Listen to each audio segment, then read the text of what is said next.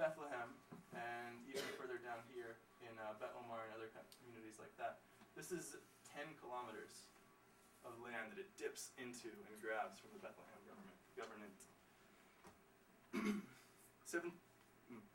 7:30 a.m. Here, the wall goes through people's yards. It separates houses from their olive trees, children from their swing sets.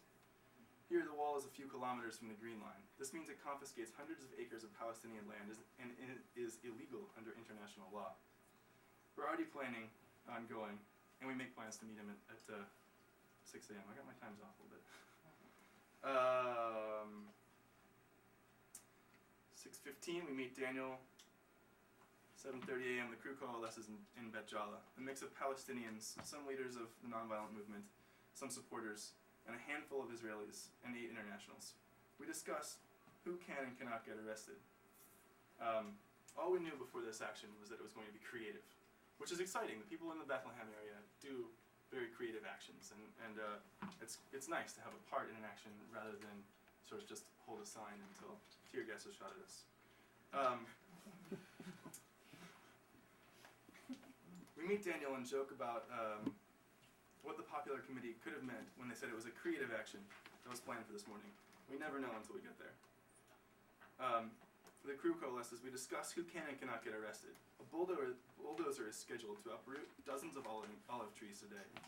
100-year-old trees that will die before they're replanted, roots torn out of the ground. Volunteers are requested by the Palestinians to lock down to the trees. More creative than we expected. At this point, the Palestinians and a few internationals were like, "Isn't this a really great idea?" And everyone was like, "Yeah, it's a really great idea." And they're like, "Okay, we have 6 sets of chains. Who wants to chain themselves to an olive tree?" And everyone's going, And I do a lot of forest defense work in Oregon. And I'd been looking for a reason to chain myself to a tree for like 2 months. So I was like, "Yeah, man, okay." And so the day before, the crew had had a bit of a difficult time. They'd sat in front of these trees of the owner of the trees, of the land, who planted the trees.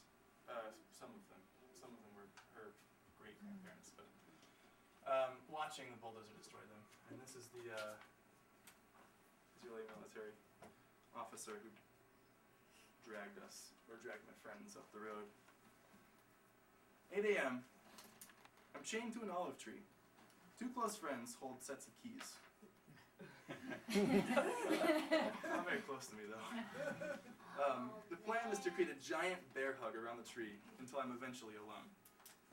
Seems reasonable. 9 a.m. Soldiers gather on all sides. They load their tear gas canisters. I laugh about witty comments I'm going to make when they try to get me to unlock. I'll tell them that they're committing war crimes. I'll tell them I'll see them at The Hague. And that they'll come for the soldiers, not the presidents, when everyone is tried for war crimes. I don't really believe any of this at this point, but I'm not planning on locking, so I may as well think about something that will make me feel good. Cameras click everywhere. Video cameras roll.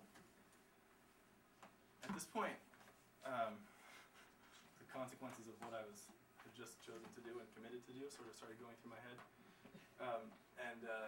So this is me, chained to the tree, and there's a bit of a bank behind me. There's a road in front of me and a hill on the other side, and the wall is going to go right where I'm standing. And there's soldiers all around me, loading their either M16s with a tear gas canister attachment on the front, or they have revolvers that they can shoot 6 tear gas canisters at a time. Some of them have rubber bullets loaded in their guns, and some of them just have assault rifles. And I just remember thinking, I can hold my breath longer than a tear gas canister takes to get all the gas outside of it, but there wasn't a lot of wind that day, so I wasn't really sure how long I could hold my breath if there was a big barrage of tear gas, which is a very common occurrence. But I committed, so the best of it. Did 5 others commit with the other chains? But it was good. I had a big support group. 10 a.m. We get a call that the municipality has gotten construction delayed. The bulldozers are called off. Oh, there were 2 bulldozers down the hill. The bulldozers are called off. This makes me very happy because my laptop power cord had died and I need to go to a Mac store and pick up a new one. I can take the rest of the day if I have to go to Tel Aviv. I'm glad this action ended earlier than expected. I think this sort of gives a bit of an example of like how normalized the occupation becomes in your day. So suddenly at 7 I was like, okay, I'm probably spending a few days, week in jail. By 10 o'clock I'm like, oh cool, I'll go get a power cord, that's great, I can turn my laptop on again. So that's kind of the way a day works in Palestine, which is why one day seems like 3 weeks. 12 p.m., back in Jerusalem and exhausted. There's some other funny stuff that happened, but it doesn't really pertain to the occupation, so I'll skip ahead. 3 p.m., almost back in Sheikh Jarrah. I eat my daily falafel. I eat 2 every day. 3:10, we're recognized by a journalist from Turkey I had met 4 weeks ago. He and his cameraman jump out of a car. They say they've been looking for us all week. They want to do a story on us staying in Sheikh Jarrah and supporting the struggle. They think people in Turkey will be inspired. I'm sad to learn that he means now. I'm still exhausted. 3:20, game on, be charming, convincing, focus on the children, hit all the buzzwords, convince the world that the ethnic cleansing in Sheikh Jarrah is worth paying attention to. 3:30 p.m., interview over, journalist gone. It's getting late and I still don't have a charger. 3:40, charger located by another journalist who knew of the only Mac store around, but it's in the West Bank on the other side of the wall. That means I'll have to wait through the line at the Kalkilia checkpoint. I hate the checkpoints. It is one of the most dehumanizing experiences I've ever participated in my life. This is the cattle gate that you go through, and this is sort of the showing you where you go. I get the charger. By 5 p.m., I have the charger and I'm waiting in line at Kalkilia. This could take 20 minutes, but if the soldiers decide to go on break or mop the floors, they could close the checkpoint for hours. But if you have work to get to, it doesn't matter. This is occupation. There are 2 kids, 6 years old, that latch onto every white person. If I don't buy gum, they'll grab my water bottle from my backpack, maybe my cell phone from their pocket. These kids made the experience very, very, very difficult for me. Not because they were bad kids, they were very annoying kids, but because of the way they highlighted the frustration and how trapped they were in this situation. I learned later that their parents had told them that they can't come home until they sell all of their bubble gum. And, but it was so frustrating every time I had to, they're playing to my leg, they're stealing my things, and I just wanted to shoo them away.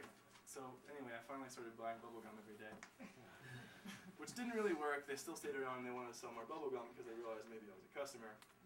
And just the frustrating fact that there was just no solution to having these kids, what do you do to these kids? They're from a refugee camp, they have no choice. Later on that day, the next day, I saw the paper. This is the front cover of the largest circulation Arabic paper in the West Bank. It has me on the cover chained to a tree, which is not a good thing in the circumstances of repression that exist in Israel. So I'm a little bit concerned about this, and I missed a slide back here that I want to highlight. Actually, I missed another slide that says the same thing. So this is a quote from, I believe, this is from the 2004 Supreme Court decision. The advisory opinion of the International Court of Justice declared that the route of the barrier through the West Bank and East Jerusalem violates international law. This is why I say that this is what ISM does, is direct action to implement international law. It does feel like resistance, but what we're doing is not radical. This has already been consented on by the highest court in the entire world, but few people are willing to lock themselves to a tree to implement it. So then it's Friday. Friday is a pretty exciting day in the West Bank because all around